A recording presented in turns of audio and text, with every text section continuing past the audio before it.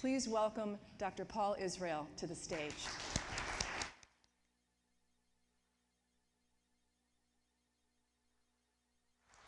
Thank you, Sarah, for a nice introduction. I had a terrific time working with Sarah as she was developing her book. It was very interesting to me to take the things I had been working on, thinking about Edison as an historical figure, and thinking about how they apply to today's world. And I think they do apply in a lot of ways.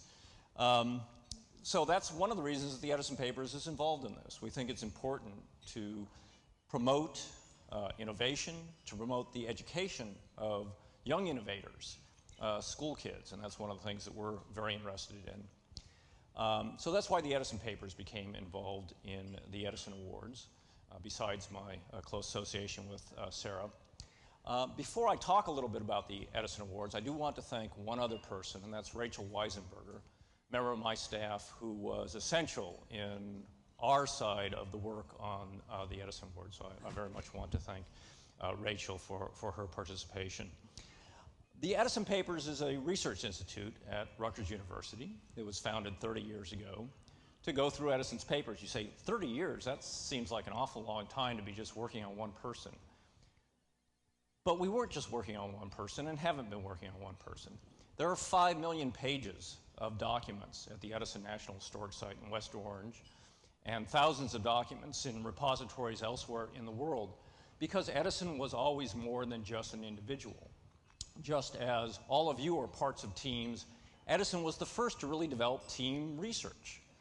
And so the Edison Papers, as a team of scholars, spends its days going through his papers, his laboratory notebooks, his business records, his personal papers, trying to understand what it is he did, and then to communicate that to a much larger audience. And we try to do that for not just scholars, but for the general public and for school children as well. If you have a chance, when you go out the door, if you turn to your left, you'll see the Edison Papers table. You can see our book edition. We'll eventually have 15 volumes to cover this man's career, but there are many thousands of documents that are not included in that, but they are online. And so we're in the process, actually, of developing a robust digital edition that includes Edison's notebooks, papers, and so forth. Edison is an important figure for a lot of reasons, but most importantly, he's the person that transformed invention into modern innovation. You've already heard Sarah talk about the Research and Development Laboratory at Menlo Park, and then his later, much grander laboratory in West Orange, New Jersey. But Edison was more than just an inventor.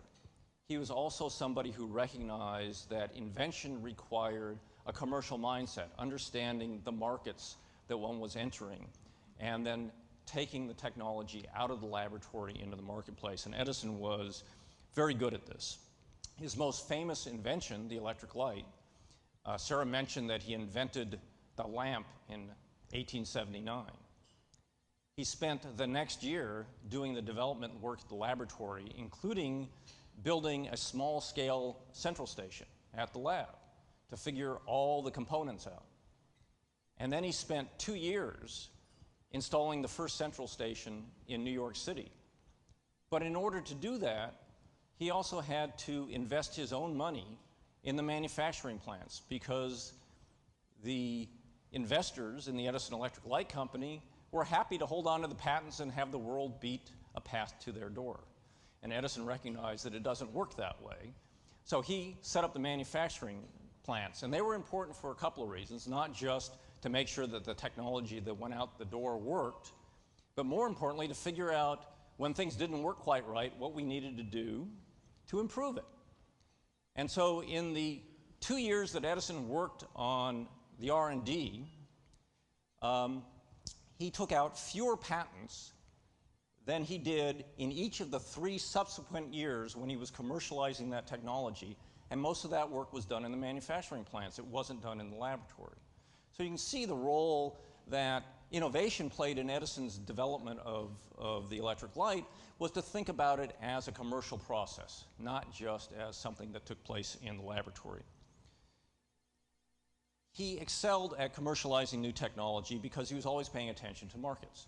And we see this constantly, Edison calculating out what the economics of the system are as he's developing it. Edison, besides thinking about the economics, also thought about something that a lot of other people in this room have thought about through the years: branding, marketing, right? The Edison brand was the Apple, the Google of its day. You knew you got high quality, new technology branded with the Edison name. And so this was really important to the whole process that Edison developed, this commercial process of innovation. Just to give you a brief overview again of his career in telecommunications. He didn't invent the stock ticker, but he's the one that made it work properly on the system. He invented a system for sending 4 messages at the same time for Western Union to reduce their cost in building wires. Sarah mentioned the mimeograph, which came out of Edison's electric pen, a device that had a little motor. You wrote with it, a needle punched up and down, created a stencil. Simple process, but complicated to produce commercially. The phonograph, which evolved out of Edison's work on telephone technology, and yet became the foundation for an entire new industry, the sound recording industry. And Edison's telephone transmitter actually made the Bell telephone viable, the electric light system. Edison failed. He had a process for mining low-grade iron ore. It failed, but he adapted that technology to cement technology.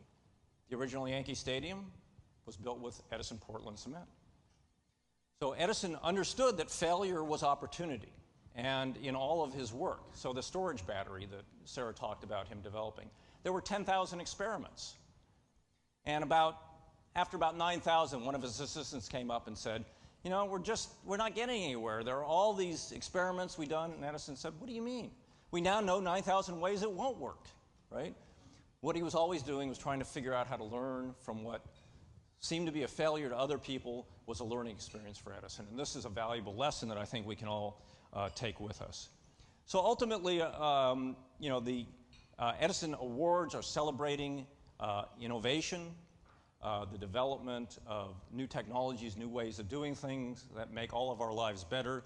And this was Edison's legacy to all of us, a way of thinking about how to move forward and to inspire innovation, both amongst the people he was working with and also in the country at large. Edison became the symbol of innovation in American society.